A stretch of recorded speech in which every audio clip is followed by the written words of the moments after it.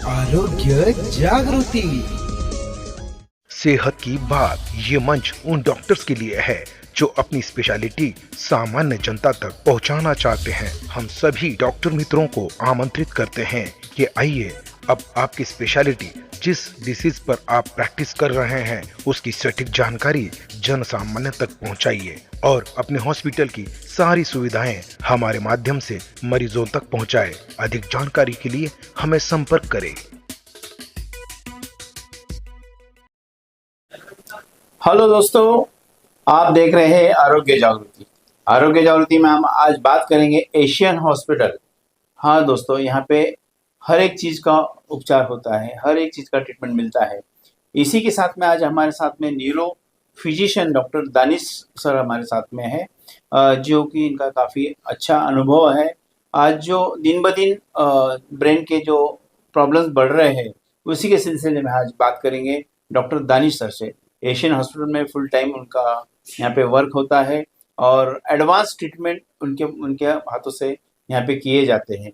आज हमारा विषय है लकवा या पैरालिसिस जो होता है, जो अपन जब बताते हैं कि लकवा या फालिज जिसको बोला जाता है, उसी के बारे में बात करेंगे। दानिश सर, अस्सलाम वालेकुम। आरोग्य जागृति में आपका स्वागत है सर। सर, आज आपके बारे में थोड़ा सा हमें हमारे दर्शकों को जानकारी दीजिएगा। जी, वालेकुम अस्सलाम। मैं डॉक्टर दानिश शेख हूँ। एशियन हॉस्पिटल में फुल टाइम न्यूरोलॉजिस्ट कंसल्टेंट हूँ। मैंने एमबीबीएस, एमडी और डीएम न्यूरोलॉजी किया हूँ। मैं यहाँ पर ओपीडी और फुल टाइम इमरजेंसी सर्विसेज के लिए अवेलेबल रहता हूँ एशियन हॉस्पिटल में। सर, अभी ये बताइएगा, दिन ब दिन आज दिमाग के जो ब्रेन के जो ट्रीटमेंट जो बीमारियां बढ़ रही है, जिसमें सबसे बड़ा अभी ठंडी के दिन है, इसी के मौसम में जो फालिज लकवा जिसको बोला जाता है, इसके बारे में क्या बताएंगे सर? देखिए, फालिज, लकवा या पक्षाघात या स्ट्रोक हम जो बोलते हैं, तो उसका मतलब ये होता है कि हाथ पैर की ताकत कमजोर होना, मुंह टेढ़ा होना, बोलने में दिक्कत आना, एक हाथ या एक पैर पूरी तरह कमजोर हो जाना, मुंह टेढ़ा होना या बोलने में दिक्कत होना। तो इसको हम जो अचानक से हो जाता है उसको कहते हैं लकवा या फालिज या ब्रेन स्ट्रोक। तो अब ये जो रहता है कि ये एक इमरजेंसी कंडीशन है हार्ट अटैक की तरह। इसके अंदर एक गोल्डन पीरियड टाइम रहता है।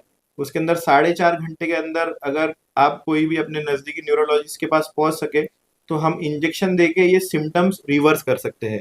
मतलब कहीं कुछ हद तक के आपके या पूरी तरह से ये जो लकवा हो जाता है, हाथ पैर रह जाते हैं, तो हम उसकी ताकत वापस ला सकते हैं, लेकिन उसका टाइम होता है 4.5 घंटे के अंदर। सर, हाँ, बहुत अच्छा बात की है, गोल्डन आवर्स जो 4.5 घंटे का जो गोल्डन आवर्स बताया सर, ये अगर अपन ने वक्त पे किया तो पेशेंट को कितना अच्छे से रिजल्ट दे सकते हैं अपन? जी, देखिए, उसके अंदर अधिकतर स्ट्रोक जो होते हैं या लकवे होते हैं, उसके अंदर अगर हमने 4.5 घंटे के अंदर वो इंजेक्शन दे दिया जो खून पतला करने का होता है।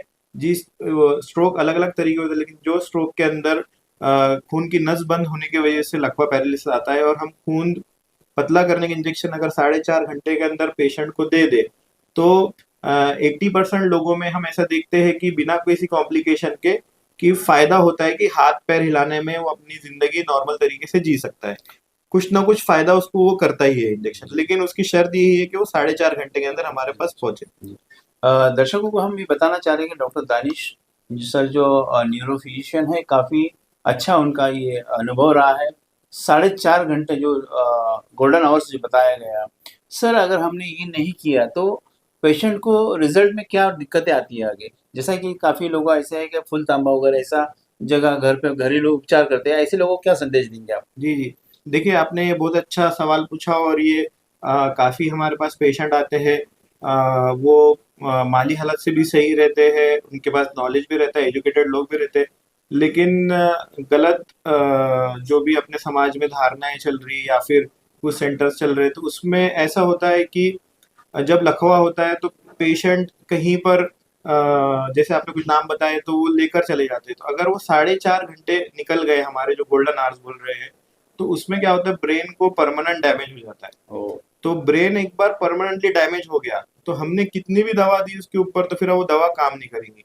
फिर हम लोग जो दवाई देते हैं या जो भी चीज करते हैं, तो बस जो दिमाग बचा है या जो अच्छा दिमाग है उसको मेंटेन करने के लिए, और ये फिर से ना हो, बस हम वही कर पाते हैं। तो वो जो 4 घंटे रहते हैं उसमें जो दिमाग जो डैमेज होने वाला है, हमको डैमेज रोकना है, इम्पोर्टेंट ये है। तो अब ये क्या होता है कि इसमें इधर उधर सोचना, इधर जाना, छोटे छोटे जो सेंटर्स रहते हैं वहां पर वो कौन सी पैथी, अलग अलग पैथी के नाम पर हाथ पैर उठाना, नीचे रखना, ये वो करते हैं, लेकिन उसमें नुकसान होता है, पेशेंट का बहुत नुकसान होता है। सर लकवा में एक ब्रेन हेमरेज का भी एक प्रकार होता है, क्या जी। होता है ब्रेन हेमरेज, मतलब क्या? जी, देखिए अब ब्रेन हेमरेज जो होता है तो उसमें दिमाग की नस जो है वो फट जाती है। अब दिमाग की नस फटने के कारण बहुत सारे होते हैं, लेकिन सबसे जो आम कारण हम देखते हैं क्लिनिकल प्रैक्टिस में, तो वो होता है बीपी बढ़ जाना। जी। जो बीपी की गोली रहती है और जो नियमित तौर से रेगुलरली नहीं लेते, और एक अचानक से बीपी बढ़ के उनकी दिमाग की नस फट जाती है। फिर उसके और कारण जैसे होते हैं कि किसी किसी में बचपन से ही दिमाग में नसों के गुच्छे रहते हैं, तो वो गुच्छे कभी कभार ये जिसको जो नशे करने की आदत रहती है, अल्कोहल बोलो, सिगरेट बोलो, या दूसरे जो भी नशे चलते हैं, बैड है। तो बैड हैबिट्स, तो उससे वो गुच्छे बनते भी है और दिमाग की नसें कमजोर होती है। अब ये जब नसें कमजोर है तो वो एक रिस्क रखती है कि वो कभी भी जिंदगी में फट जाए। तो ये पहले तो बीपी जो है उसको कंट्रोल रखना, जो नियमित तौर से गोली लेते रहना, फिर उसके साथ ये जो भी नशे है उनसे दूर रहना, ये बहुत जरूरी है। और दानिश सर ने हमें काफी अच्छा मार्गदर्शन किया है। सर अभी हमें ये बताइए कि मिर्गी होता है, मिर्गी जब जी फिट्स जी आना, जी जी तो इसमें अलग अलग प्रकार होते हैं, तो जी फिट्स के लिए जैसा भी लोगों की गलत फहमी है कि ये उसका पाप है, जी जी ऐसा लोग बोलते हैं, जी तो इसके बारे में क्या बताएंगे सर? जी जी। हाँ, देखिए मिर्गी के लिए भी लोगों के दिलों में बहुत धारणाएं, और आप बहुत अच्छे सवाल कर रहे हैं कि, और आपके जरिए से मैं चाहता हूँ कि आवाम तक, लोगों तक पहुंचे कि क्या मतलब अलग अलग बीमारियां हैं। अब मिर्गी के अंदर क्या होता है कि ब्रेन से अबनॉर्मल इलेक्ट्रिकल एक्टिविटी निकलती है। जी। मतलब एक हम बोले कि डीपी में से स्पार्क निकल गया, वैसा एक दिमाग से स्पार्क निकल रहा है। ओके। अब वो स्पार्क निकल रहा है तो उसके वजह से क्या होता है कि कभी कभार दोनों हाथ पैर टाइट होकर इंसान बेहोश हो जाता है, कभी एक हाथ हिलता है, कभी सिर्फ मुंह हिलता है। तो इसमें अलग अलग प्रकार की मिर्गी होती है। कहीं हम बोलते हैं फोकल सीजर्स, फोकल मतलब एक हाथ हिल रहा है लेकिन वो पेशेंट को समझ आ रहा है, समझ। और एक रहता है जनरलाइज। जनरलाइज मतलब पेशेंट पूरी तरह बेहोश ही हो गया, उसको ओके। समझ ही नहीं है। तो अब इसके अंदर क्या है कि लोगों को लगता है कि ये इसका इलाज नहीं है, हम इससे जी नहीं सकते हैं, या वो मायूस हो जाते हैं। तो ऐसा नहीं है, गोली दवा से बिल्कुल इसका इलाज है, मतलब हम कंट्रोल कर सकते हैं। शुगर बीपी की तरह ऐसा ही है कि लंबे समय तक थोड़ी गोली चलती है, लेकिन उससे कंट्रोल होते हैं, दौरे कम होते हैं मिर्गी के। उसके साथ आप अपने नॉर्मल लाइफ जी सकते हैं, जॉब कर सकते हैं।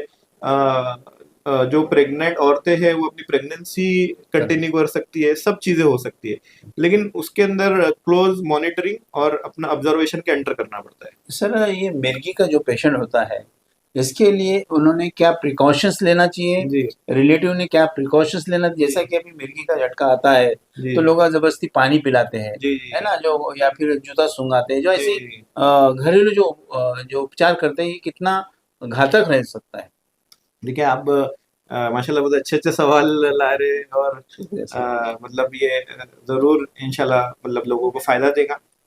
देखिए वो जब मिर्गी का झटका आता है तो वो जो हम देखते हैं जनरली 30 सेकंड से 40 सेकंड रहता है।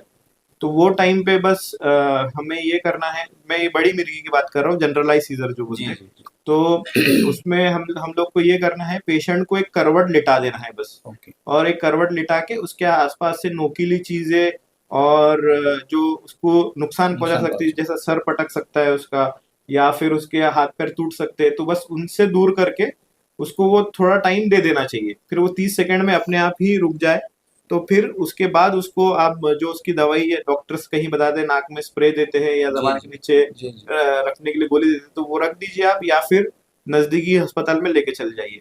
अब इसके अंदर आपने जो पूछा है कि कुछ लोग हमारे पास भी आते हैं पेशेंट, जैसे कुछ प्याज सूंघाते हैं, कुछ चमचे डालते हैं, कुछ चप्पल कर दे, वो बहुत नुकसानदेह है, क्योंकि ये टाइम पे क्या होता है पूरी बॉडी कड़क रहती है। जी वो आप कितना भी कुछ भी कर लो, वो छूटने वाला है नहीं, ना दांत की छूटने वाली है, ना दांत वो हटने वाला है।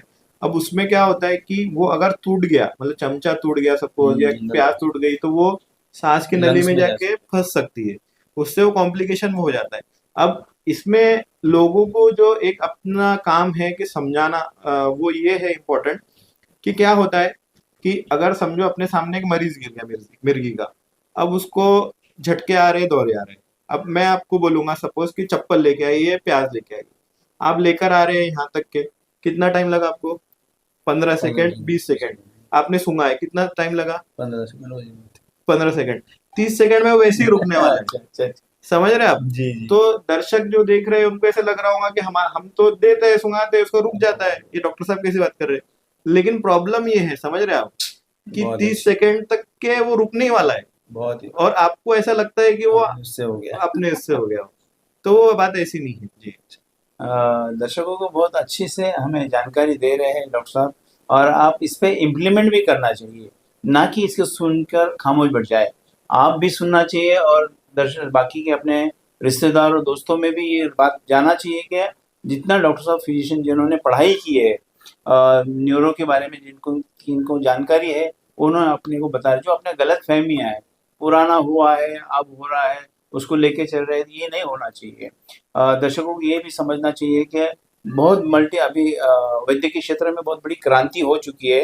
हर इसमें एडवांस डॉक्टर्स आ चुके हैं, एडवांस ट्रीटमेंट मिल चुके हैं, एडवांस इक्विपमेंट्स आए हैं, तो इसी के माध्यम से हम उपचार कर सकते हैं। सर, ये जाते जाते हम बताना चाह रहे हैं कि ब्रेन जो मिर्गी है जी। इसका मतलब हमेशा के लिए इलाज मुकम्मल हो सकता है, या फिर कोई सर्जरी करना पड़ती है? देखिए, इसके अंदर एक मैं कहूँ कि आपको शुगर बीपी की तरह ये चीज रहती है कि कंट्रोल होती है, लेकिन कुछ मिर्गी है होती है उसके एक्चुअल में हम देखेंगे मिर्गी के कारण बहुत सारे हैं। जी। कुछ अगर कारण हमको मिल जाता है ठोस, जैसे ट्यूमर है किसी को, जी जी। या किसी को लकवा है, सब चीजें हैं, तो उसमें इलाज हो जाता है वो कुछ हद तक के। लेकिन कुछ मिर्गी जो रहती है तो वो जेनेटिक रहती है, वांशिक जो हम बोलते हैं। जी। तो उसके अंदर हम लोग पूरी तरह से बिना गोली के तो नहीं रह सकते, खत्म करना जो बोलते हैं हम कि भाई हाँ 1 साल ले लो, 2 साल ले लो, खत्म हो जाएंगी, वैसा तो नहीं हो सकता है।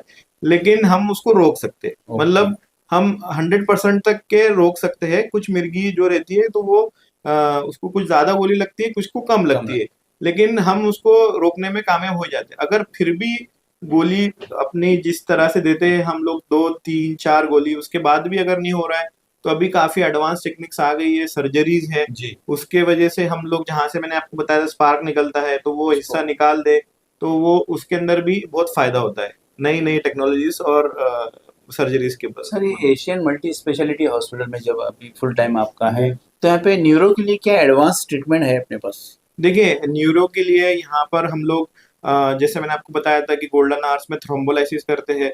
हमारे पास एक फास्ट न्यूरो केयर टीम है, आईसीयू जो है न्यूरो केयर आईसीयू अवेलेबल है। उसके साथ हमारे पास full time neurosurgeon available है, सैफ हमीद सर, जो इसके साथ अगर कॉम्प्लिकेशन कुछ होता है तो अर्जेंट सर्जरीज के लिए। दूसरा, हम यहाँ पर न्यूरो इंटरवेंशन भी करते हैं, जैसे डीएसए हो गया, जैसे हार्ट की एंजियोप्लास्टी, एंजियोग्राफी करती होती है अर्जेंटली, जो करना पड़ता है पेशेंट्स में, तो वो भी डॉक्टर्स हमारे साथ एसोसिएटेड है सब लोग। तो हम एज अ टीम, अगर पेशेंट कोई विंडो पीरियड में 4.5 घंटे के अंदर आता है, या फिर ये एंजियोप्लास्टी एंजियोग्राफी में बोल रहा हूँ आपको, तो ये हम 12 घंटे तक भी कर सकते हैं। तो ऐसी हमारी टीम है पूरी एशियन में कि वो भी हम सुविधा पूरी पहुंचा सकते हैं। सर, अभी एक ऐसा बताना चाह रहे हैं कि मिर्गी और जो ब्रेन के जो डिसीज होते हैं, प्री मैच्योर जो बेबी होता है, जी जी जिसे ऑक्सीजन कम मिलने से जी होता है, तो जी इसके कुछ प्रमाण हो सकते हैं क्या? जी, वो बिल्कुल, एक मिर्गी के अंदर तो वो उसका बहुत बड़ा प्रमाण रहता है। जो ऐसे बच्चे होते हैं कि उनको डिलीवरी के टाइम ऑक्सीजन लेट पैदा हो रहे हैं, या ऑक्सीजन दिमाग तक कम पहुंच रहा है, इसके अंदर भी बहुत सारे कारण होते हैं, जो हम डॉक्टर हमको बार बार एडवाइस करने के बावजूद कि सीजरियन सेक्शन कर लो, हम नॉर्मल डिलीवरी के लिए फोर्स करते हैं ओके कि नहीं नहीं नॉर्मल डिलीवरी कराना है। तो वो एक रिस्क ये रखता है कि वो बच्चे को ऑक्सीजन कम। कम हो जाए, या फिर बच्चे जब पैदा होता है तो वो टाइम पे कभी कभार उस तरह से रो नहीं पाता है जिस तरह से उसको रोना चाहिए होते, लंग्स उसके फुल एक्टिव नहीं होते। तो बहुत सारे कारण होते हैं वैसे, तो उसके वजह से ऑक्सीजन दिमाग में कम पहुंचने की वजह से ये दिमाग जो है उसी से सब चीजें चलती है। अब वो ऑक्सीजन कम पहुंचा तो वो हिस्से को डैमेज हो गया, अब वो हिस्सा जो है थोड़ा खराबी वाला है, तो वो हमेशा तकलीफ करने वाला है। दर्शकों को हम समझाना चाह रहे हैं कि जैसे भी अभी कोई भी बीमारी होती है तो अपन उसका प्रिकॉशन नहीं लेते हैं, लेकिन ब्रेन के दिन ब दिन बीमारियां बढ़ते जा रही है। उसके लिए डॉक्टर्स भी अपने पास शहर में उपलब्ध हो रहे हैं। तो हम इधर उधर जो भी टाइम वेस्ट करते हैं वैसा न करते हुए प्रॉपर स्पेशलिस्ट जो सुपर स्पेशलिस्ट डॉक्टर्स भी अपने पास यहाँ पे उपलब्ध है, ऐसे डॉक्टर को बताकर अगर अपन ने इलाज करवाए तो काफ़ी अच्छा अपने को रिजल्ट मिल सकता है। तो हम फिर से एक बार दर्शकों को बताना चाह रहे हैं कि न्यूरो फिजिशियन जो डॉक्टर दानिश शेख सर है, जो हमारे साथ में बने हैं। अब इन्होंने जो भी अपने को सलाह दी है, हम उस पर कितना इम्प्लीमेंट करते हैं और अपने ब्रेन को और मिर्गी को, जैसा सबसे खास फोकस था हमारे दानिश सर का कि लकवा पैरालिसिस जो होता है इसके ऊपर गोल्डन आवर्स के ऊपर जो टाइम देना चाहिए, कंट्रोल करना चाहिए, आप उसको उस ध्यान देते हुए अपन पेशेंट को अच्छी तरह से रिजल्ट दे सकते हैं। सर अभी बहुत से लोग ऐसा है कि उस टाइम में जो गोल्डन आवर्स की बात चल रही थी, लास्ट में एंड हम करते हैं अभी क्या दोनों टाइम डालने के बाद जी 2 महीना 3 महीने के बाद जब आपके पास आते हैं तो इसमें रिजल्ट कैसा कितना % दे सकते हैं, कितना दिलवा सकते हैं? देखिए, मैं आपको वही बताया कि एक बार ब्रेन को डैमेज हो गया, वो हिस्सा समझो एक हाथ पैर उसका किसी का रहा, तो उसका जो ब्रेन का हिस्सा सीधे हाथ पैर को चलाता है, अगर वो डैमेज हो चुका है तो अब डैमेज जो चीज हो गई तो कुदरती तौर पे जो चीजें अपने पास है तो हम उसको बना फिर से नहीं सकते, रिप्लेस कर सकते। लेकिन अभी ऐसी कोई टेक्नोलॉजी नहीं है कि अपन ब्रेन को रिप्लेस कर दे, समझ रहे आप? तो अब जो अच्छा है दिमाग तो वो मेंटेन करना है, और वही जो अच्छा दिमाग है वो उसका काम भी धीरे धीरे संभालता है। उसके लिए फिर फिजियोथेरेपी, जो टैबलेट्स रहती है कुछ ब्रेन को ताकत देने की, वो टैबलेट्स, और उसके साथ साथ जो भी एडिक्शंस वगैरह उससे दूर रहना, ये सब चीजें रहती है। लेकिन जो इसका इलाज हम बोलेंगे तो वो 4.5 घंटे के अंदर ही होगा। मतलब वो अगर एक बार नस खुल जाए, दिमाग का खून का दौरान फिर से चालू हो जाए तो वो हिस्सा बच जाए। सर इसमें फिजियोथेरेपी कितना बड़ा रोल होता है? फिजियोथेरेपी का बहुत बड़ा रोल होता है इसके अंदर, क्योंकि जब हाथ पैर काम करना बंद कर देते हैं तो उनके अंदर अपने आप से ताकत कम होना, पतले पड़ना, उसके साथ साथ दिमाग को ये सिग्नल नहीं जाता है कि ये हाथ पैर को से काम लेना है। तो फिजियोथेरेपी से ये सब चीजें होती है, वो हाथ पैर एक्टिव रहते हैं, उसके अंदर जो पैरों में और हाथों में जो नसें रहती है उसमें क्लॉट्स नहीं बनते, और जो पतले होना शुरू होते हैं हाथ पैर तो वो पतले नहीं होते। तो वो हाथ पैर की ताकत मेंटेन करने के लिए फिजियोथेरेपी आपको करना है। फिर फिजियोथेरेपी के बाद भी जो रिश्तेदार है, लोग हैं, खुद पेशेंट है, उन्होंने सीख लेना चाहिए और वो एक्सरसाइज रेगुलरली करते चाहिए। पेशेंट को मोटिवेट रखना चाहिए, धूप में बिठाना चाहिए, खाना बराबर खिलाना चाहिए, और उसको अगर वो फिर भी नहीं चल पा रहा है तो उसको क्रचेस बोलो या फिर प्रोस्थेटिक लिम्स आ गए, वॉकर्स आ गए, उसको नॉर्मली लोगों के बीच लाना चाहिए। तो उससे जितना वो मोटिवेटेड रहेगा उतना जल्दी उसको आराम मिलेगा। बहुत बहुत शुक्रिया सर, आपने काफी अच्छा हमें जानकारी दी है, हमारे दर्शकों को भी काफी अच्छी जानकारी दी है। दर्शकों से भी अपेक्षा करते हैं कि उन्होंने इस बात पर पूरा उसका एहतमाम करेंगे और उसका इम्प्लीमेंट करेंगे जो अपने पेशेंट आसपास के होए। और हाँ दोस्तों, आपको अगर ये वीडियो सही लग रहा है, आपको जानकारी आपको जच रही है और आपके दिमाग में बैठ गई है, तो ये आप एक बात ज़रूर करिएगा कि ये वीडियो हर अपने नज़दीकी लोगों तक पहुंचाना बहुत ज़रूरी है कि आपके ज़रिए ये वीडियो वहाँ तक पहुँचेगा तो शायद ही हम किसकी लाइफ बचा सकते हैं। बहुत बहुत शुक्रिया सर, ऐसी हम जानकारी देते रहेंगे। आरोग्य जागृती आपल्या दारी न राही कोणी उपचारावरी, यही हमारा उद्देश्य है, क्योंकि हम अगर लोगों को जानकारी देते रहेंगे तो आपकी जैसे डॉक्टर्स की हम भी मालूमात हम तक पहुंचेंगे, हम दर्शकों को पहुंचा दें। शुक्रिया सर। जी।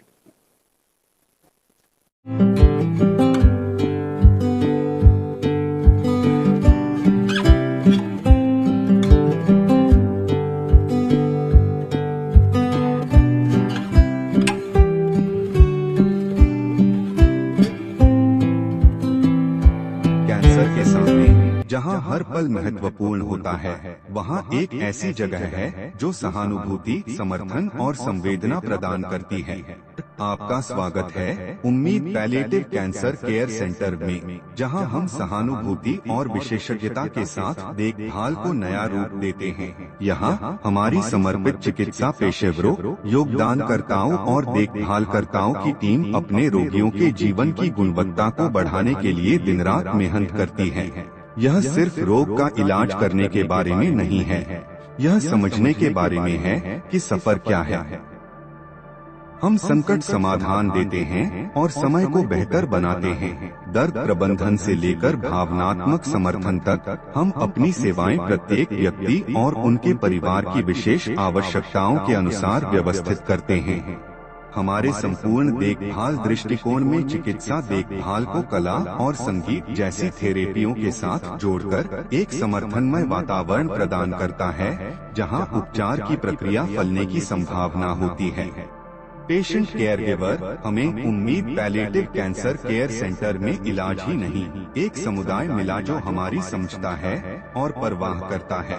हमारी स्थानीय उपलब्धियों में स्थान हमारी स्थिति को शांति और समृद्धि देने वाली एक संबल परिसर है। हर पल को महत्व देने के हमारे मिशन में शामिल हों।